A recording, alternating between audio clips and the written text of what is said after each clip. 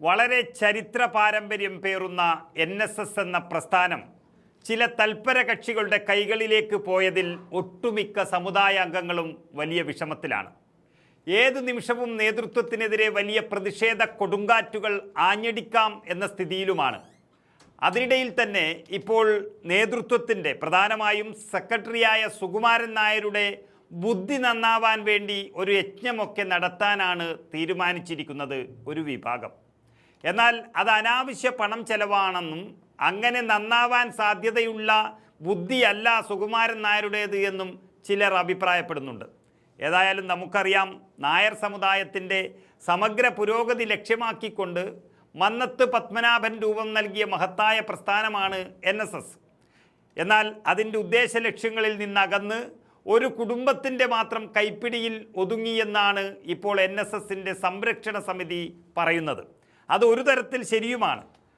മഹത്തായ ഉദ്ദേശ ലക്ഷ്യങ്ങളുള്ള ഒരു പ്രസ്ഥാനം കുടുംബാധിപത്യം കൊണ്ട് തകർന്നാൽ അത് വലിയ നഷ്ടം തന്നെയായിരിക്കും. എങ്കിലും ഈ ആരോപണം ഉന്നയിക്കുന്നവർ മറ്റൊരു വില്ലന്മാർ എന്നുള്ളതും ആലോചിക്കേണ്ടതുണ്ട്. കുറച്ചുകാലം മുൻപ് വരെ സുകുമാരൻ നായരെ പിതൃതുല്യനായി തലയിൽ വെച്ച് കൊണ്ട് നടന്നിരുന്ന പഴയ ഗണേശൻ മന്ത്രിയൊക്കെയാണ് ഇപ്പോഴത്തെ വിമത വിഭാഗത്തിൽ ഉള്ളത്. അപ്പോൾ തന്നെ അറിയാം, NSSൽ വരെ അഴിമതി നടത്തി പിടിക്കപ്പെട്ട് പുറത്തുപോയവരും അകത്തു നിൽക്കുന്നവരും തമ്മിലുള്ള ഒരു അധികാര വടംവലിയാണ് ഈ പോരാട്ടം എന്നുള്ളത്. നിലവിലെ നേതൃത്വത്തിൻ്റെ ധിക്കാരവും ധാർഷ്ട്യവും കഴിവുകേടും കാരണം സമസ്ത മേഖലകളിലും സമുദായം ഏറെ പിന്തള്ളപ്പെട്ടു എന്നാണ് വിമതർ പറയുന്നത്. യുവതലമുറയെ നേതൃത്വത്തിൽ നിന്ന് അകറ്റി നിർത്തുകയാണ്. സമുദായത്തിൻ്റെ പതനം ഇനിയും തടയാൻ ശ്രമിക്കുന്നില്ല എങ്കിൽ അത് സമുദായ ആചാര്യനോട് കാട്ടുന്ന നിന്ദയായിരിക്കും എന്ന അർത്ഥമുള്ള വാക്കുകൾ തന്നെയാണ് സംരക്ഷണ സമിതി എന്ന് പേരിട്ടിട്ടുള്ള വിമതർ പറയുന്നത്. സുകുമാരൻ നായരുടെ ധിക്കാരത്തിനെതിരെയാണ് NSS സംരക്ഷണ സമിതി പ്രവർത്തനം ശക്തിപ്പെടുത്തുന്നതെങ്കിൽ അവരുടെ കൂടെ നിൽക്കാൻ ആളുകൾ അണിനിരക്കാൻ സാധ്യതയുണ്ട്. എന്നാൽ സുകുമാരൻ നായരുടെ ബുദ്ധി നന്നാക്കാനാണ് തീരുമാനമെങ്കിൽ അതിലാരും പങ്കെടുക്കണമെന്നില്ല. കാരണം നടക്കാത്തൊരു കാര്യമെന്ന് പറഞ്ഞ് എല്ലാവരും മാറി നിൽക്കും. എങ്കിലും സമുദായ ആചാര്യൻ്റെ സമാധിസ്ഥലം സന്ദർശിക്കാനെത്തുന്ന വിശിഷ്ട വ്യക്തികളെപ്പോലും അപമാനിക്കുന്ന തരത്തിൽ പെരുമാറുന്ന നേതൃത്വത്തിന് സദ്ബുദ്ധി ഉണ്ടാകാൻ മന്നം സമാധിയിൽ വച്ച് പ്രാർത്ഥനാ യജ്ഞം നടത്താൻ ആലോചിക്കുന്നതായും സംരക്ഷണ സമിതി അറിയിച്ചിട്ടുണ്ട്.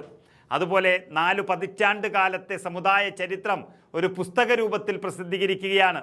ഇവരുടെ പോക്കും നേരായ വഴിക്കല്ല എന്നുള്ളതിൻ്റെ ചില സൂചനകളും കാണുന്നുണ്ട്. അതായത് ദേവദാരുവിലെ ഇത്തിൽ കണ്ണികൾ എന്ന പുസ്തകത്തിൻ്റെ പ്രകാശനം മുൻമന്ത്രി KB ഗണേഷ് കുമാർ നിർവഹിക്കുമെന്നാണ് പറയുന്നത്. നിലവിലെ NSSൽ നിന്നും ചില അഴിമതിയുടെ പേരിലാണെന്ന് പറയുന്നു. ഒഴിവാക്കിയ മാന്യനാണ് ഗണേശൻ. അങ്ങനെ ഒരാളെ പിടിച്ച് വെറും സുകുമാരൻ നായരുടെ എതിരാളി എന്നതിൻ്റെ പേരിൽ ഇതിൻ്റെ മുന്നിൽ നിർത്തുന്നത് അപകടകരമായിരിക്കും. ഗണേശൻ്റെ പേരും പ്രസക്തിയും എല്ലാവർക്കും അറിയാവുന്നതുമാണ്.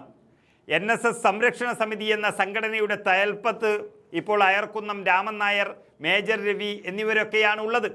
NSSൻ്റെ നിലവിലെ ഭരണരീതിയിൽ മാറ്റം വേണമെന്നും സമുദായത്തിൻ്റെ സ്ഥാപനങ്ങളും സ്വത്തുക്കളും സംരക്ഷിക്കണമെന്നുമൊക്കെ ഇവർ ആവശ്യപ്പെടുകയാണ്.